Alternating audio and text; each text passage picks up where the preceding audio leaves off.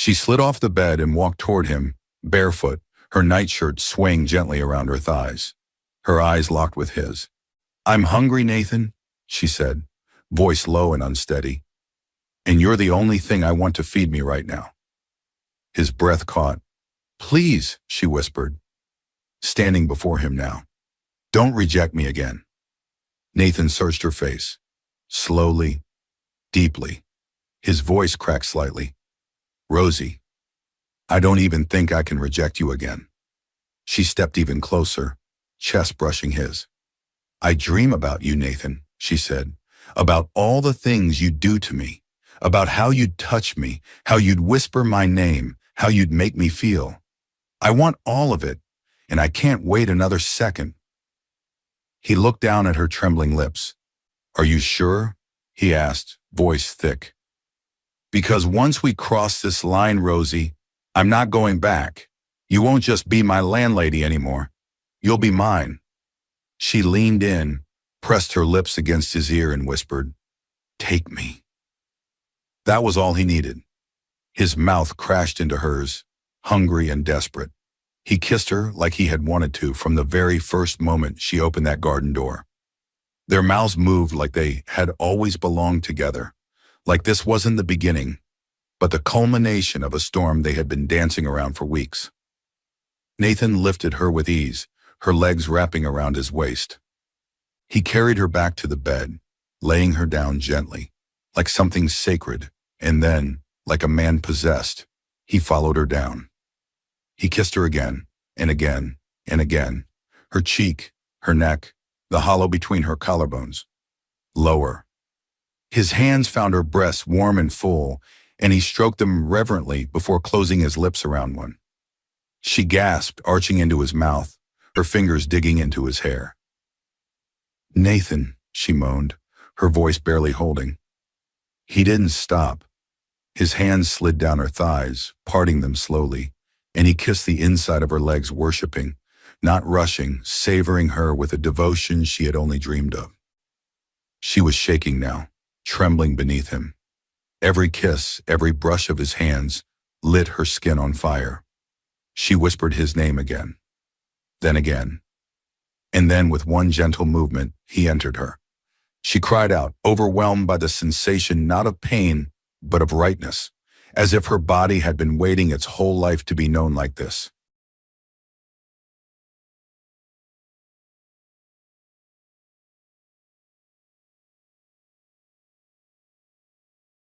The heat hung thick over Lagos that Friday afternoon, the kind of heat that made shirts cling to backs and tempers shorten on the road. But for Dr. Nathan Jones, seated behind the wheel of his charcoal gray Benz, the weather wasn't the problem, it was the driver in front of him. "Drive, man. Drive like a man," he muttered under his breath, exasperation creeping into his normally calm voice. The car ahead was crawling like a wounded animal, and Nathan, ever punctual, was already running behind schedule for his casual match with the guys on the pitch at Victoria Island. It was supposed to be a relaxing afternoon. Nothing serious, just a little football and laughter before his next 48-hour hospital shift. But now this. His fingers tapped the steering wheel impatiently. The AC blasted at full power, trying to fight the relentless Lagos sun, but even that couldn't stop the slow burn of irritation. Then he spotted the narrow turn, a familiar detour he usually took when headed to work. A quiet lane flanked with colonial-style bungalows, tall hedges, and an almost cinematic charm that always caught his eye. Without a second thought, he swerved gently into it, tires humming against the asphalt. That street, lined with charm and shadowed calm, always offered him a sense of peace even during rush hour. That's when he saw it. The white cottage. That white cottage. His breath caught in his chest. Time slowed. Nestled behind a leafy fence of bougainvillea and hibiscus stood the property he had admired for months. Every time he passed, he'd glance at it like a child staring at a toy behind glass. Elegant in its simplicity. Wooden shutters, a wide porch with slanted eaves. A front garden left to its own wild rhythm. It looked like it belonged in a romantic novel. But it had never, not once, carried Autolet sign, Until now. Nathan blinked. A crooked, hand-painted board hung lazily on the black iron gate. To let. He didn't hesitate. He pulled over and parked, turning off the ignition as if afraid the dream would vanish if he looked away for even a second. Every instinct in his body screamed that he couldn't let this pass. This place felt like home. He climbed out of the car, straightened his white tee over his jeans, and walked to the front door. Knocked once, then again. Nothing. Silence. But there was something else. Faint, a clanging sound, almost like movement from the back. His eyes darted around and found a side path narrow, lined with prickly hedges and not exactly welcoming. Didn't matter. He was already too invested. He took the path. Meanwhile, behind the house, Rosie stood on a small stepladder, paintbrush in hand, finishing the final coat on the guest house wall. Her arms ached, her throat was dry, and she was exhausted. She wore a faded tank top stained with streaks of dusty blue paint and shorts that had seen better days. Her skin glistened under the sun, a warm shade of caramel kissed by sweat. Her curls were tied up in a high puff, though a few strands had broken free and clung to her forehead. She didn't care.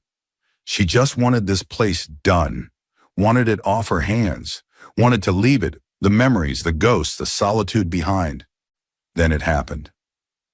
In her rush to finish, she absent-mindedly poured 2 different cleaning agents into the mop bucket. The mix began to bubble almost immediately, and the sharp chemical odor struck her like a slap. Her nose flared, her eyes stung, and her lungs felt like they were closing in. Coughing, half blind, she stumbled out of the room, knocking the paint bucket over in the process. She burst through the back door, coughing and gasping, eyes burning. That was when she heard it, a deep male voice, smooth and commanding. "Hello?" She froze. Her heart flipped into panic mode. Someone was there, and not someone she had invited. Her throat clenched, and instinct took over. She screamed, "Hey, what are you doing here? Help! Get out!" Nathan raised both hands calmly. "Whoa, I'm not here to hurt you. I saw the sign, I'm here for the lease." But Rose couldn't hear reason just yet.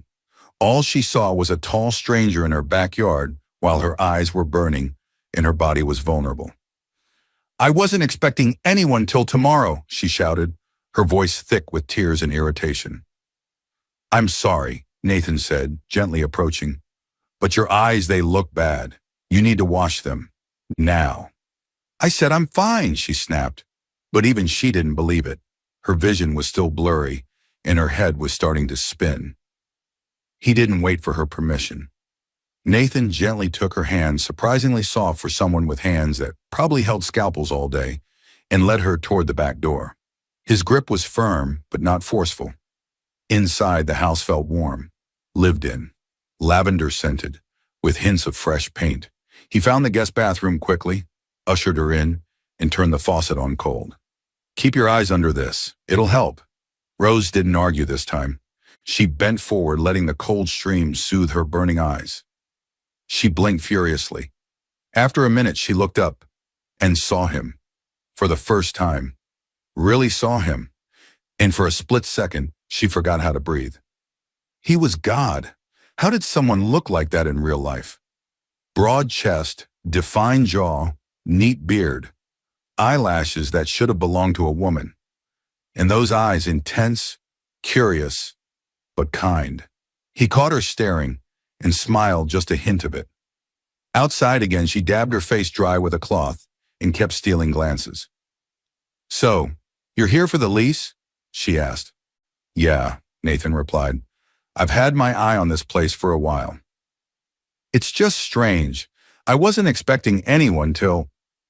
I didn't want to miss it. Been hoping it'd come on the market for months." She nodded slowly. "Well, I'm the landlady." He blinked, visibly taken aback. "You are?" She raised an eyebrow. "What, don't I look like one?" "No, I mean, you just look..." He stopped himself. "You're not what I expected. And you didn't even see the whole property before offering to rent it?" Nathan smiled, the left corner of his mouth twitching. "I don't need to. I already know this is where I want to be." There was something about the way he said it, like he wasn't just talking about the house. How long is the lease? He asked. 6 months to a year, she said. I want to buy the place. Her tone hardened. It's not for sale. He tilted his head. You'd make a lot of money. I'm not selling. Not now. Not ever. Fair enough, he nodded. Then I'll take it for a year. You still haven't seen the inside. I trust my instincts. She squinted at him. You're very confident, Doctor. Jones, Nathan Jones. Doctor, huh? Cardiothoracic surgeon, he replied, offering her a sleek card. She took it, her fingers brushing his briefly. Let me give you a deposit now, if you're okay with that, he added. You carry that kind of cash around? She asked. He chuckled. Always prepared. He returned to his car, retrieved a thick envelope, and handed it to her. Her eyes widened as she took it. Nyeh, she glanced back up. You're not homeless, are you? Not at all. Just ready for a change. He offered a nod. Thank you for your time, Rose. I'll be back tomorrow. With that, he walked away graceful, calm, mysterious. Rose stood in silence for a long time after he left, staring at the card in her hand. Then she caught a glimpse of herself in the hallway mirror, paint-smeared, sweaty, with curls flying in all directions. No wonder he didn't look at me twice, she muttered. But something inside her fluttered. A heat, a spark. Maybe it was the way he looked at her directly in the eyes, not at her body. Or maybe it was the way she felt seen. One thing was clear. This man was not just renting space. He had just stepped into the story she didn't even know was waiting to be written. The walls of Victoria Island General Hospital pulsed with life, the faint sound of machines beeping, hushed conversations, hurried footsteps of nurses, and the occasional whir of wheelchairs down the corridors. But in the calm corner office of Dr. Nathan Jones, everything was still. Nathan sat at his desk, reviewing case notes from the previous evening's trauma rotation. His brows furrowed slightly as he scribbled a few adjustments in the margins of a patient's chart. Focused, efficient, calm. That was who he was, always a few steps ahead, always composed. He sipped from his lukewarm coffee, glancing briefly at the analog clock above the bookshelf. Just a few more cases to go through before he could mentally check out for the weekend. A soft knock pulled him out of his thoughts. Come in, he said without looking up. The door creaked open, and his supervisor, Dr. McKinday, stepped in. The older man had kind eyes and a clipboard in hand. Nathan, he said, tapping the clipboard, we've got a patient in trauma 3. Young lady, about your age, dislocated ankle. She's in a lot of pain and asking for someone senior. Nathan raised a brow but didn't move. Kemi can handle it. McKinday gave him a look. She asked for an attending, and she looks like she's in serious discomfort. Could be more than a dislocation. Still, Nathan hesitated. I'm sorry, but I've seen this movie before. Girl pretends to be in pain, gets special attention from the nice young doctor, and next thing you know, she's sending lunch, flowers, and fake test results. Makinda chuckled under his breath. You're still traumatized from that Adesua girl, aren't you? Wouldn't you be? Nathan muttered. She faked a seizure to get my number, McKinday. Fair, the older doctor replied, but this one's not pretending. And she didn't ask for you specifically. She asked for someone who knows what they're doing. Nathan exhaled and stood. Fine, 10 minutes. Then I'm out of there. He grabbed his coat, slung his stethoscope around his neck, and headed down the hallway, footsteps echoing against the clean white tiles. It was supposed to be just another patient, another routine. But the moment he pushed aside the curtain at Trauma Bay 3, his steps faltered. There, seated on the edge of the bed, was a familiar face, one he had just met the day before. Rosie, his landlady. Her curls were pulled up into a messy puff, sweat glistening on her forehead. She wore a baggy gray t-shirt and faded black sweatpants. One ballet shoe dangled off her uninjured foot, while the other foot, red, swollen, and trembling, was propped up on a foam wedge. She was scowling. Of course! Nathan blinked, more amused than surprised. Well, he said slowly, if it isn't my landlord in a tutu. Rosie looked up, instantly defensive. Ugh, it would be you. He stepped forward, folding his arms. I didn't peg you for the dancing type. That's because you don't know anything about me, she snapped. I'm starting to think I should. Rosie raised a hand.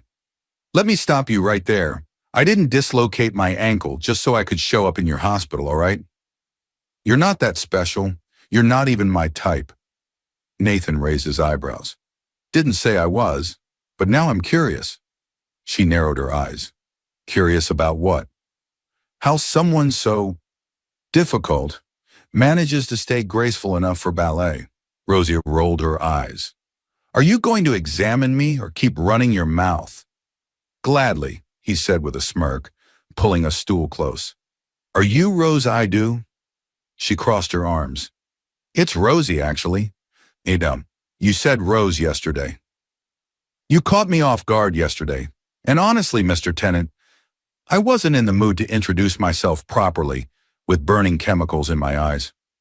He chuckled, pulling on gloves. All right, Rosie, let's take a look. She hesitated for a beat, then slowly leaned back on the bed. Nathan carefully lifted her ankle, gently pressing around the joint. She flinched. Sorry, he said. Swelling's bad. You definitely dislocated it. Maybe a tiny fracture, but we'll need an X-ray to confirm. He worked quietly for a while, his touch professional but gentle. Rosie watched him, her lips tight with pain, but her eyes betraying curiosity. You're good at this, she muttered after a moment. Kinda my job, he replied without looking up. He finished wrapping the ankle and stood, adjusting his gloves. You'll need rest, painkillers, and definitely no dancing for at least 2 weeks. Rosie groaned. That's the opposite of what I want to hear. Just then, the curtains swished open again, and a woman stepped inside, beaming. There you are, she exclaimed, clipboard in hand. Rosie, I do. Rosie sat up straighter. Miss Bola? The woman nodded. I've been looking everywhere. I just came from the panel. Congratulations, you've been selected for the Lagos Ballet Showcase. Rosie's jaw dropped. Wait, what? You were chosen, Rosie. Even with the fall, your routine was beautiful. You've got something special. Heal quickly. We'll send you the details. Rosie's eyes welled up with tears. Oh my God. Thank you. Thank you so much. Miss Bola gave her a quick hug and disappeared just as fast. Nathan watched her carefully. So, you're leaving? She wiped her eyes. Yeah, the final performance is in September. Then, I'm heading to the States. Just like that? He asked, quieter now. She nodded. There's nothing here for me anymore. Nathan looked away, trying not to let the words sting. Is that why you're leasing the cottage? Exactly. I don't want to be tied to anything here. There was a pause between them. Not awkward, just heavy with unsaid things. I'm glad you got picked, he finally said. You deserve it. Rosie looked at him, almost surprised. Thanks, he smiled again. I'll have the nurse bring your prescription and crutches. He turned to go, but paused at the curtain. You're not what I expected, Rosie. She tilted her head. And what did you expect? I don't know. Someone older, stricter. Not someone who could leap across a stage in a tutu and still manage to yell at me like I broke her wall. She laughed soft, genuine, unexpected. You still owe me rent, doctor. He winked. Don't worry, I always pay my debts. And with that, he slipped out, leaving Rosie staring at the space he left behind and wondering why her heart was beating just a little too fast. Nathan hadn't planned to lose sleep over a woman. Not again. Not after the last time nearly shattered his ability to trust. But here he was, staring at the ceiling of his new bedroom in the cottage at 5:13 a.m., his bed sheet twisted around his legs like a rope of restless thoughts. And all because of her, Rosie Edu, the feisty, barefoot, fiery landlady next door, who watered her flowers like she was casting spells and danced like the world had never wounded her. Every morning for the past 4 weeks, without fail, she emerged into the small, shared garden space with her watering can in one hand and her wireless headphones in the other. She'd tie that colorful scarf around her wild curls, slip her feet into soft-soled shoes or go barefoot, and begin her quiet routine. She always moved with ease, with the kind of grace that came from muscle memory and freedom of spirit. The garden became her stage, the sun, her spotlight, and Nathan, he became the unwilling, captive audience. He'd wake up, stretch, walk to his window with the intention of reading, sipping coffee, or preparing for the hospital. But instead, he'd stand still and watch her, like a man hypnotized. It was her rhythm, her scent when the breeze carried it toward him, the way the morning sun traced the length of her bare legs as she bent over to water her tomatoes. It wasn't lust, not entirely, it was pull, a magnetic kind of curiosity, a maddening awareness that she was beautiful and close and untouchable. But the worst part? She didn't even know what she was doing to him. Or maybe she did. Because lately her crop tops had gotten shorter, her workouts more graceful.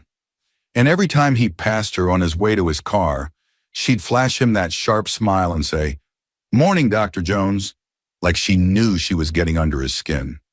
And it was working. He couldn't sleep. He couldn't focus. He needed release from her, from the tension, from this uninvited obsession. So he laced his sneakers, threw on a tank top, and went for a run, hard and fast, past the boutique cafes of Victoria Island, past traffic, past his thoughts. He ran until his lungs burned and his shirt stuck to his back. But when he returned, she was still there, still watering her flowers, still dancing. He stood for a moment, drenched in sweat, heart racing from the run or the sight of her. He couldn't tell anymore. She didn't hear him approach. Her music was loud, her hips swaying to the beat of a song only she could hear.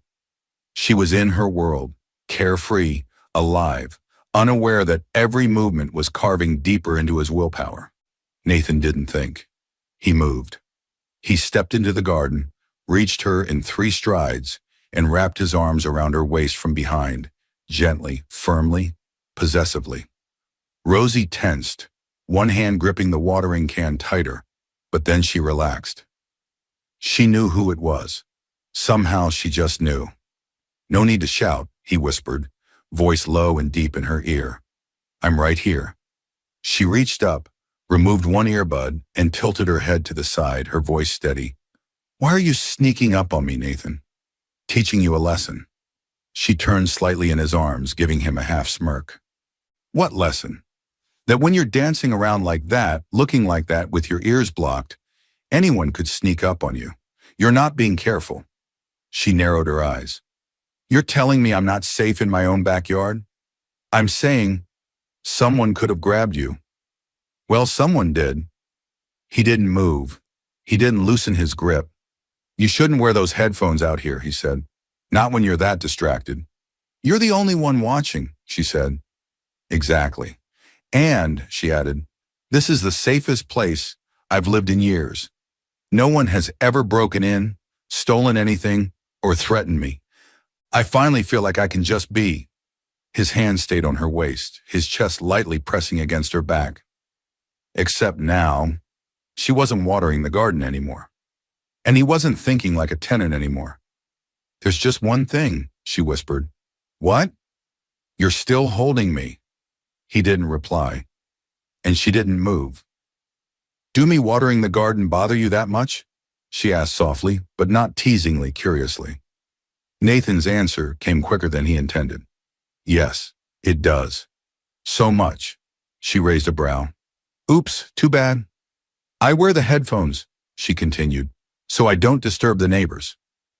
"You don't disturb them," he said quietly. She tilted her head. "But I disturb you." He looked down at her, his arms still around her. "Yes." His hands slipped a little higher up her back, warm and deliberate.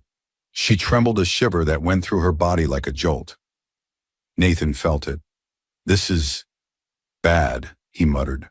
"Why?" Because I'm not looking for anything serious, Rosie.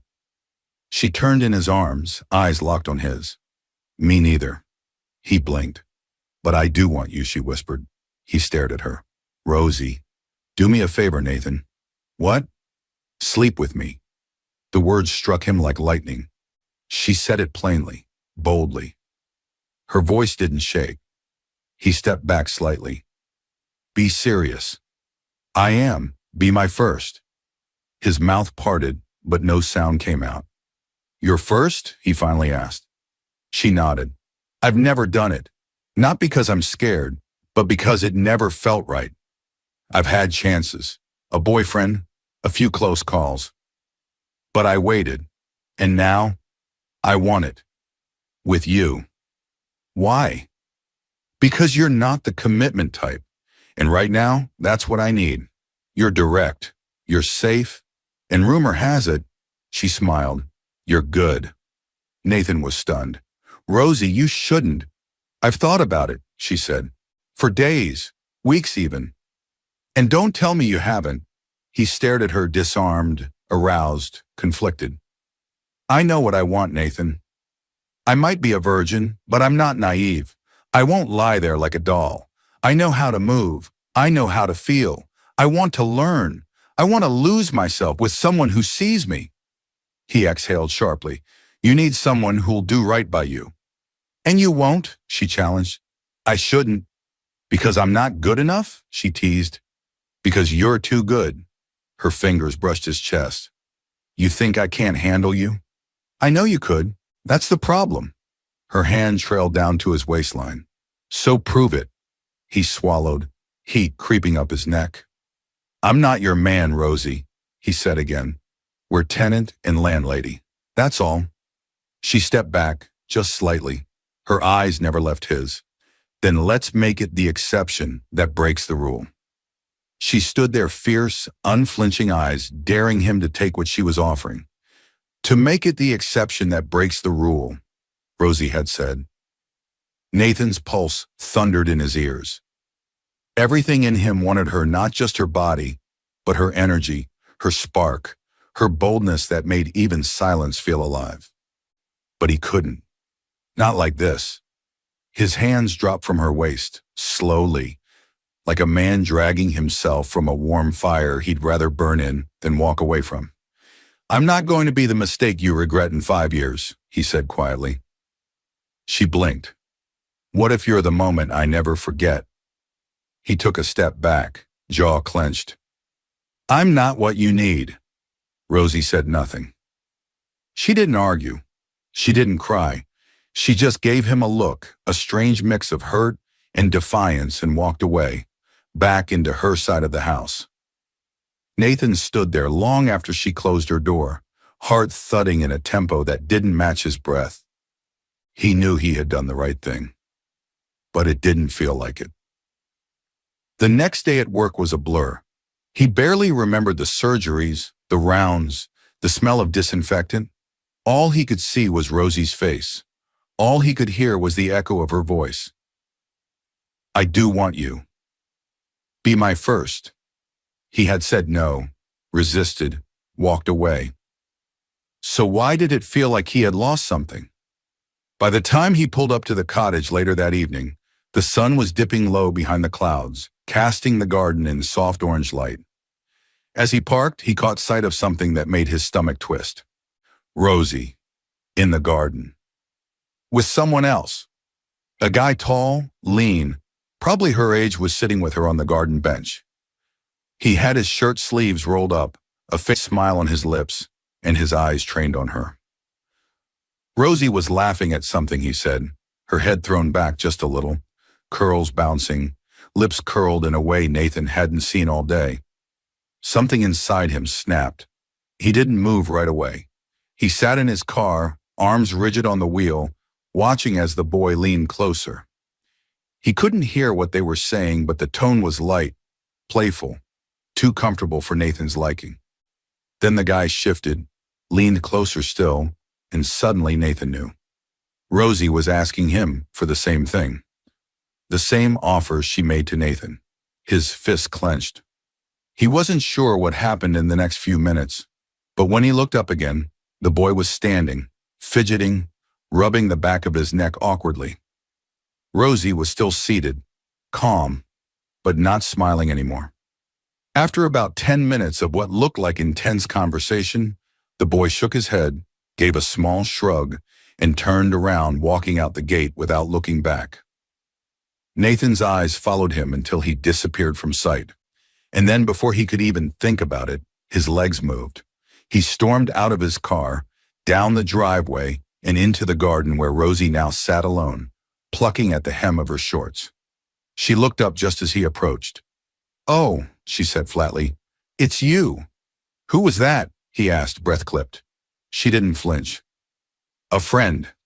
Nathan folded his arms. "Looked like more than that." "Wasn't." "You offered him the same thing, didn't you?"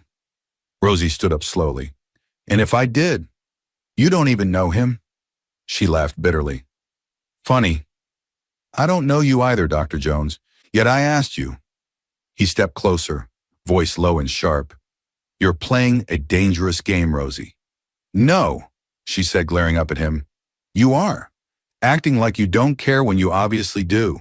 Watching me every morning like I'm some kind of show. Pacing around like a jealous man when I talk to someone else, but too scared to step forward." He exhaled hard. "I'm not scared." "Then what are you?" "I'm trying to protect you." "From what?" she shouted, eyes blazing. "From you? From something I chose. You don't understand." "No, you don't understand." She cut him off, stepping even closer, her voice trembling now. "I'm not some toy waiting for a man to pick me up and tell me what I can and can't feel. You don't want to be my first? Fine. Then let me go. Let me find someone who will." He stared at her, stunned. "This," she continued, pointing between them, "wasn't about love. It wasn't about forever.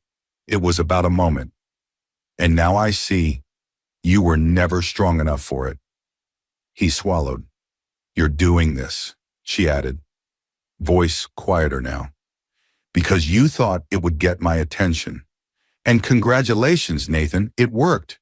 You had it, every second of it. And now you're walking away like you didn't want it to." He didn't speak. She gave him one last look, sharp and soft all at once, and turned her back to him. And just like that, she disappeared into the cottage again, leaving him standing there, with nothing but silence and his own unbearable thoughts. Rosie sat on the edge of her bed, her ballet shoes already tied, but her hands trembling. The lilac chiffon wrap around her waist shifted slightly as she exhaled again and again, but it did little to calm the storm churning in her stomach. This wasn't just another dance. This was the dance. Her first formal ballet showcase with industry professionals watching and scouts from overseas programs in the audience. Everything she had trained for, dreamed of, cried about, and practiced through pain was now real and terrifying.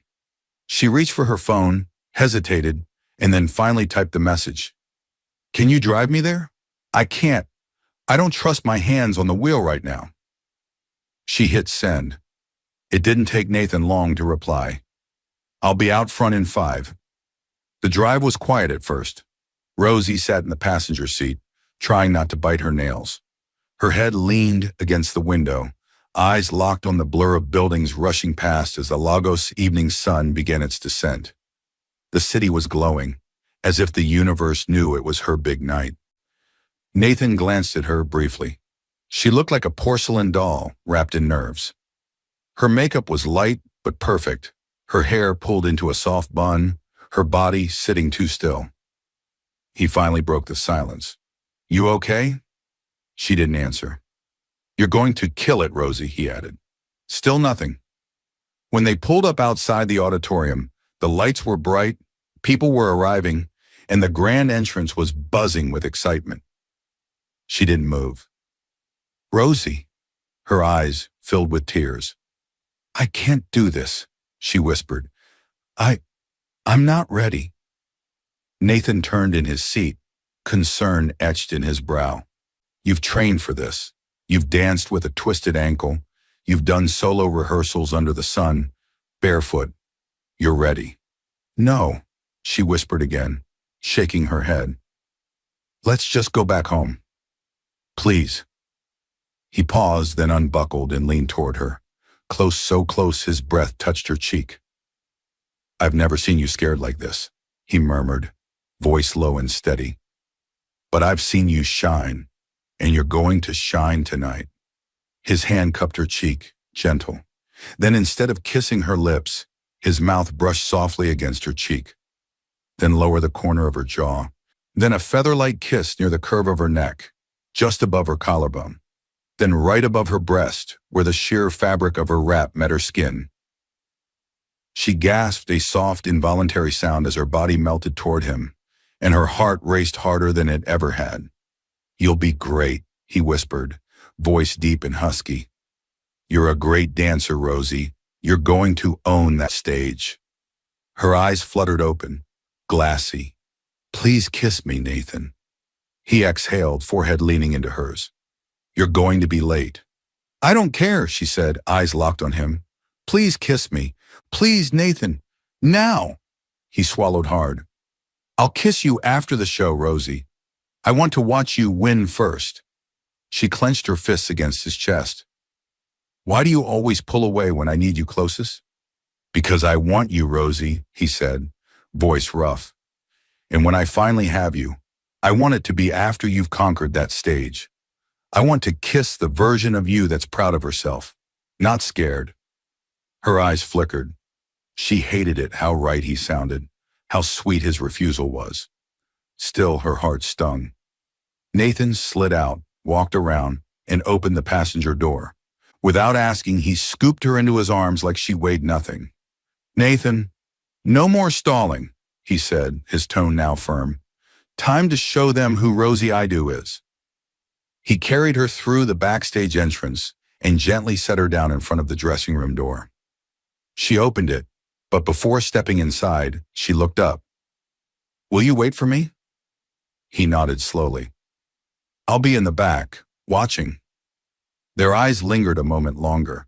Then she disappeared inside, the door closing between them like a curtain before a show. The auditorium swelled with sound. Applause came and went with each act, and when Rosie stepped onto the stage dressed in soft white silk and lace, standing in a spotlight of gold, Nathan forgot how to breathe. She was magic. Each movement was delicate yet powerful, controlled yet flowing. Her eyes remained locked somewhere far off, but her soul was here, spinning, reaching, becoming. Nathan stood at the back, hidden in the shadows, unable to look away. He had never wanted a woman more in his life, not just for her body, but for her fire, her courage, her ability to take fear and turn it into flight. And then it hit him. He couldn't keep holding back. Not anymore. But before the final pirouette, before the crescendo of the music, he slipped out through the side exit, heart pounding. He didn't want to be seen. Didn't want her to see the storm on his face.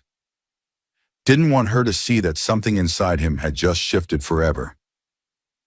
10 minutes later, Rosie came off the stage breathless, cheeks flushed with triumph, hands trembling from adrenaline. She had done it. She felt it. She was floating. But there was only one person she wanted to see. She looked around in the wings, in the hallway, near the seats in the back. No Nathan. She pushed past dancers, makeup artists, stagehands.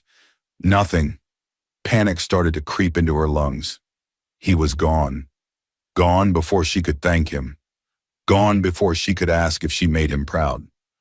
Gone before she could kiss him the way she wanted this time. And suddenly the wind didn't feel quite as golden. The applause was still ringing in Rosie's ears, but it felt hollow now. She had danced, no sword. She had poured herself onto that stage like water, like fire, like every dream she had ever dared to imagine. The audience had risen. The ovation had been thunderous. Even the judges had smiled a rare, honest smile she'd only seen on TV.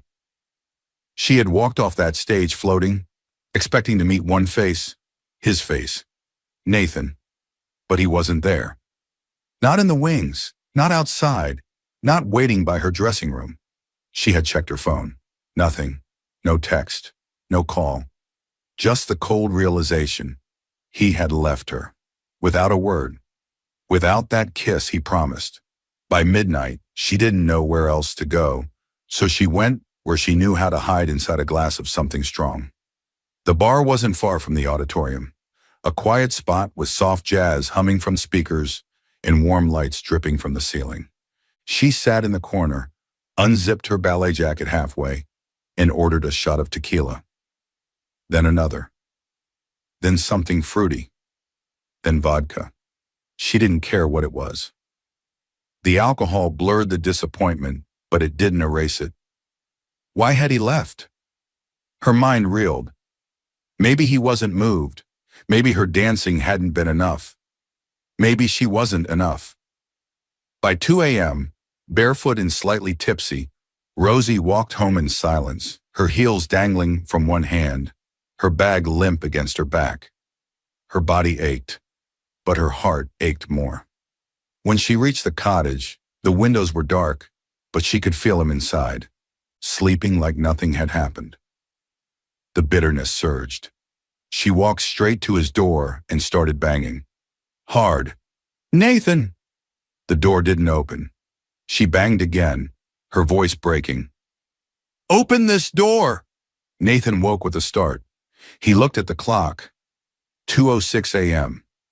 He didn't need to guess who it was. The voice cracked and burning was unmistakable.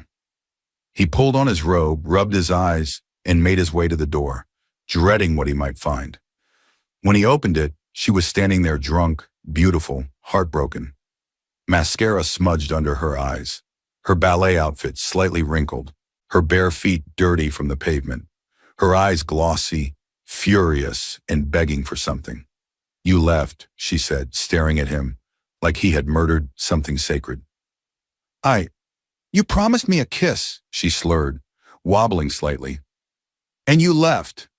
After I gave you everything, Nathan swallowed. Rosie, you've been drinking. Damn right I have. What else was I supposed to do? Sit in that room and wonder why the man I wanted didn't want me back? That's not what happened. Then tell me why you ran. Was I not good enough? Was the dance not beautiful enough for you to stay 5 more minutes? He stepped closer, but she shoved him lightly in the chest. Don't touch me unless you're going to be honest. He stared at her, breath heavy. I left because I couldn't take it. Take what? The way I felt watching you, he said. You were everything up there, and I wanted you so badly I didn't trust myself. You were radiant, free, untouchable. And all I could think was, she's not mine to touch. She went quiet, her breathing fast and shallow. I'm not fragile, Nathan, she whispered. I know. I'm not a child. I know that, too. I wanted you. I still want you. And then she stepped forward, pressed her lips to his suddenly, wildly, a kiss full of fire and ache and everything she had swallowed all night. Nathan stood still, torn between restraint and the storm inside his chest. His hands trembled as they gripped her waist. He kissed her back just for a moment, then froze again. Rosie, he whispered, pulling back, breathless. Please, she said, her voice breaking. I'm so tired of waiting for people to love me back. I just want to be held. Even if it's just once. That shattered him. He scooped her up gently, carrying her inside without another word.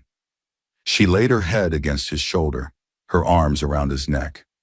He brought her to his room, pulled back the sheets, and laid her down like she was something delicate but sacred. He climbed in beside her, not to take, but to give. He wrapped his arms around her from behind, spooning her gently, the rhythm of her breath calming his own. She held his hand tightly to her chest, eyes still wet with unshed tears. He pressed a soft kiss to the nape of her neck. I want you, he whispered, but not like this. Not when you've been drinking. Not when your heart's bleeding. Her voice came out tired. So you don't want me? I want all of you, he said. So much it hurts. That's why I'm waiting. Even when I beg. Especially then. She didn't speak after that. just curled deeper into his arms. And slowly, finally, she drifted off to sleep. Nathan lay awake. And all night he didn't move because that moment, holding her without taking, without claiming, meant more than any kiss they had yet to share. The soft morning light crept in through the sheer curtains, casting golden streaks across the bed. Rosie stirred gently, the cotton sheets brushing against her bare legs. She blinked once, slowly, then twice. Her head was heavy, but not from a hangover from memories. She was not in her bed. She was in his. And then it all came back. The cold sting of rejection. The warmth of his arms. The way her fists had beat against his chest. The desperate kiss outside his door. The way he had held her not to take, but to comfort. To protect. To honor. Her eyes flickered to the side of the bed. Empty. But warm. She closed her eyes and remembered not just how he had kissed her cheek, her neck, the soft skin above her chest, but how he had stopped. How he had wrapped her in his arms, cradled her all night, and refused to cross the line. He wanted me, she thought, but he waited. She sighed deeply, heart heavy and soft. Just then the door creaked open, and Nathan stepped in his gray t-shirt clinging to his chest, joggers hanging low on his waist, eyes searching her face as if trying to read what she was feeling. "You're up," he said gently. Rosie sat up slightly, the sheet falling over her lap. "Yeah," she replied, voice raspy. "I remember everything." He nodded, walking in slowly. "Headache?" She shook her head. "No, just full." He tilted his head. "Hungry?" She slid off the bed and walked toward him, barefoot, her nightshirt swaying gently around her thighs. Her eyes locked with his. "I'm hungry, Nathan," she said, voice low and unsteady. "And you're the only thing I want to feed me right now." His breath caught. "Please," she whispered, standing before him now. "Don't reject me again." Nathan searched her face, slowly, deeply. His voice cracked slightly. "Rosie, I don't even think I can reject you again." She stepped even closer, chest brushing his. "I dream about you, Nathan," she said, "about all the things you'd do to me, about how you'd touch me, how you'd whisper my name, how you'd make me feel. I want all of it, and I can't wait another second." He looked down at her trembling lips. "Are you sure?" he asked, voice thick. "Because once we cross this line, Rosie, I'm not going back. You won't just be my landlady anymore. You'll be mine." She leaned in, pressed her lips against his ear and whispered, "Take me." That was all he needed. His mouth crashed into hers, hungry and desperate. He kissed her like he had wanted to from the very first moment she opened that garden door. Their mouths moved like they had always belonged together, like this wasn't the beginning, but the culmination of a storm they had been dancing around for weeks. Nathan lifted her with ease, her legs wrapping around his waist. He carried her back to the bed, laying her down gently, like something sacred, and then, like a man possessed, he followed her down. He kissed her again, and again, and again, her cheek, her neck, the hollow between her collarbones. Lower. His hands found her breasts warm and full, and he stroked them reverently before closing his lips around one. She gasped, arching into his mouth, her fingers digging into his hair. "Nathan," she moaned, her voice barely holding. He didn't stop. His hands slid down her thighs, parting them slowly, and he kissed the inside of her legs, worshiping, not rushing, savoring her with a devotion she had only dreamed of. She was shaking now, trembling beneath him. Every kiss, every brush of his hands lit her skin on fire. She whispered his name again, then again. And then with one gentle movement, he entered her. She cried out, overwhelmed by the sensation not of pain, but of rightness, as if her body had been waiting its whole life to be known like this. Nathan paused, pressing his forehead against hers. "You okay?" he whispered. She nodded, tears pooling in her eyes. "Don't stop." And he didn't. He moved slowly at first, letting her adjust, letting her breathe, letting her feel everything. Her hands wrapped around his back, pulling him closer, deeper. Their bodies moved in rhythm, in worship, in fire. And with each stroke, she surrendered. With every kiss, she bloomed. "Nathan," she sobbed, breathless and broken and whole all at once. "Please don't stop. Please." "You're mine," he said, his voice cracked and hoarse. "Now and forever, Rosie." And when she came undone beneath him, eyes closed, lips parted, body arching, he followed her, whispering her name like a prayer. When it was over, he held her, wrapped her in the sheets, kissed her forehead. She lay there, dazed and glowing. "This," she whispered, voice barely audible. "This is where I want to be." And Nathan, his voice soft and certain, replied, "Me too. I'm glad you didn't give up on me." They fell asleep tangled in each other, skin to skin, breath to breath, no more running, no more resisting. Just belonging. Morning arrived like a gentle whisper. The sun spilled through the half-closed curtains in golden slants, painting long strokes of light across the bed. Outside, Lagos stirred awake faint car horns, distant voices, the rhythmic swoosh of brooms on sidewalks. But inside Nathan's bedroom, it was still, peaceful, sacred. Rosie's bare legs stretched beneath the white cotton sheets. The soft fabric clung to her curves, and her skin still carried the heat of the night before. Her body was sore in the most beautiful way. Her lips were tender, her thighs ached slightly, and her heart was full. She blinked, adjusting to the light. This wasn't her room. And then it hit her. She turned her head and saw the dent on the pillow beside her, the rumpled sheets, the faint scent of cologne and skin. Her heart skipped. She remembered everything. How she'd begged him for that kiss. How he had kissed her like she was oxygen. How he touched her with reverence, kissed every inch of her body, and whispered things that made her shiver from the inside out. The way he looked at her before he entered her, like she was the only woman that ever existed. And how afterward he'd held her until she fell asleep. Tears burned her eyes, not from pain, not from shame, but from the overwhelming truth that she had never felt so wanted, so seen. She sat up slightly, the sheets slipping to reveal her shoulder. The room was quiet, warm, and then the door creaked. Nathan appeared in the doorway wearing a gray t-shirt and dark joggers. His beard was a little messy, his curls tousled, but his eyes, oh, those eyes locked on hers like he had missed her even in the time it took to step away. "You're awake," he said softly.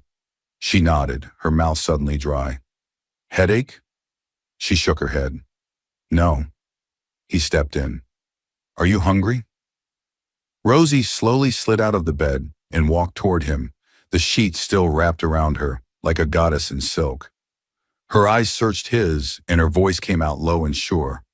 "Yes, Nathan, I'm hungry, but you're the only thing I want feeding me right now." He stopped breathing for a second. "Please," she whispered, standing in front of him now. "Don't reject me again. Not after last night." He stared at her, gaze deep and unreadable.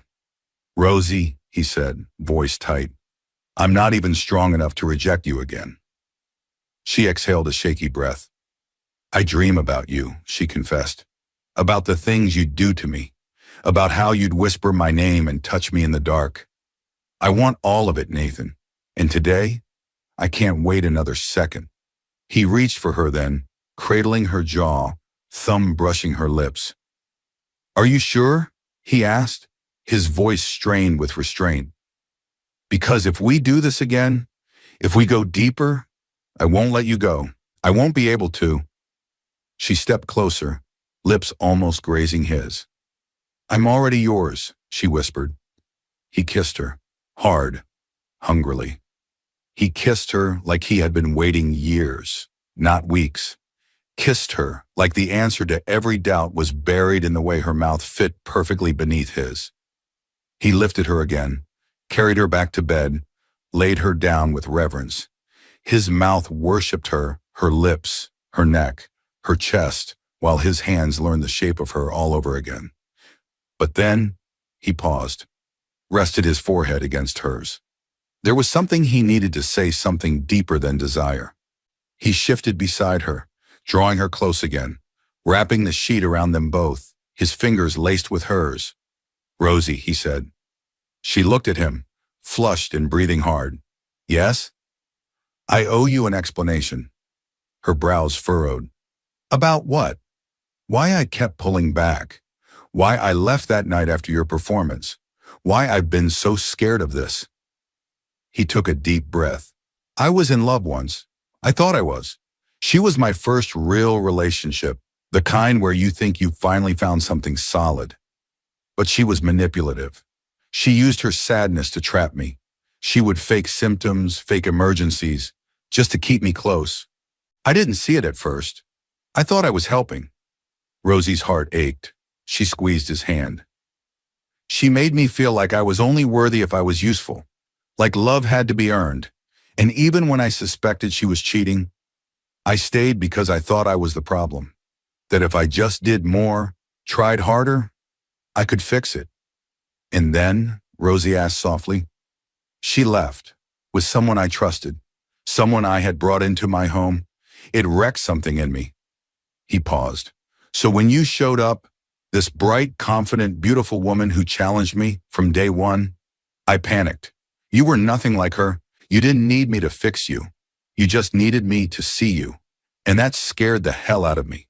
Rosie reached up and stroked his cheek. "And now?"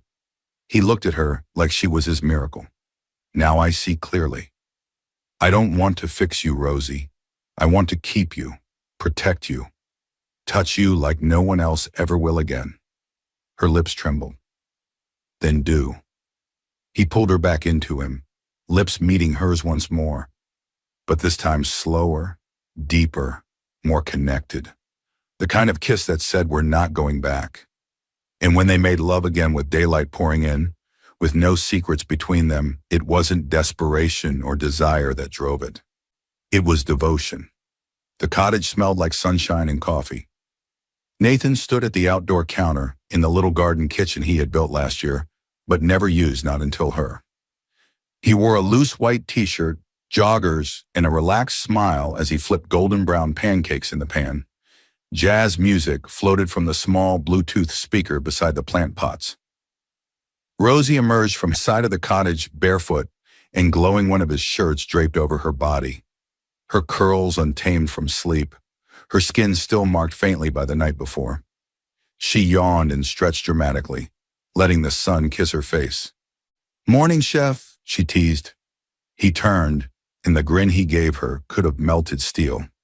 "Perfect timing," he said. "Your pancakes were about to get cold." She patted over to him and kissed him softly on the cheek, then settled onto the garden bench, the same bench where he once saw her laugh with another man, confused and raging with jealousy. Now she was his, and everyone who passed the front gate knew. The garden had become their sanctuary, a shared routine. Every morning, Rosie would water her flowers, and Nathan would sit nearby, sipping coffee, eyes only on her. Sometimes he'd join her, sometimes he'd just watch. But he never hid it anymore. He looked at her like a man who finally understood what peace felt like. Neighbors noticed. Old Mr. Iba from across the street smiled every time he passed and muttered, "You two look like Sunday morning." Even the grocery delivery guy had started asking, "Madam or Olga, who gets the tomatoes today?"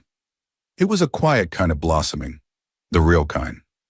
Rosie no longer tiptoed around her own house. Nathan no longer kept a wall up between his heart and his arms. There was space now, for laughter, for light, for love. They spent mornings cooking together, afternoons tangled in bedsheets or on the living room couch, binging crime documentaries and arguing about the endings. Evenings were for the garden. She danced sometimes just to make him smile, and he read poetry aloud like he hadn't written it just to make her blush. It was simple, and it was everything. One afternoon, as they laid on a blanket under the bougainvillea tree, Rosie rested her head on his chest, fingers tracing slow patterns on his arm. "I got an email yesterday. she said quietly. Nathan looked down at her, brushing a curl from her face. From who? The Ballet Academy in New York. His chest tensed, just slightly. They confirmed my slot, she said. Asked when I'd like to book my flight. He waited. I deleted the email, she whispered. His breath hitched. Rosie? I don't want New York anymore, she said. I don't want stages or spotlights or cold apartments in cities that don't know me. She lifted her head and looked him in the eyes. I want you. This, the sound of your voice in the morning, the feel of your hands in my hair, pancakes in our garden. Nights I never want to forget. I want to love someone who loves me without conditions or shame. Nathan sat up, cupping her face in both hands. Are you sure? She nodded, tears gathering at the corners of her eyes. You're the right one, Nathan, and I've already arrived where I was meant to go. He pulled her into him, kissing her softly, then deeper, holding her like she was the only thing keeping him grounded. And maybe she was. That evening, as they danced barefoot in the garden under hanging lights, neighbors peeked over the fence and smiled. The woman who once seemed too wild for him, and the man who once seemed too closed off for love, had found each other like poetry finds silence. No one said it aloud. But it was clear. She had chosen him. And he, all along, had been choosing her. The end. Dear viewers, what lesson did you take away from this dramatic tale? We would love to hear your thoughts in the comments below.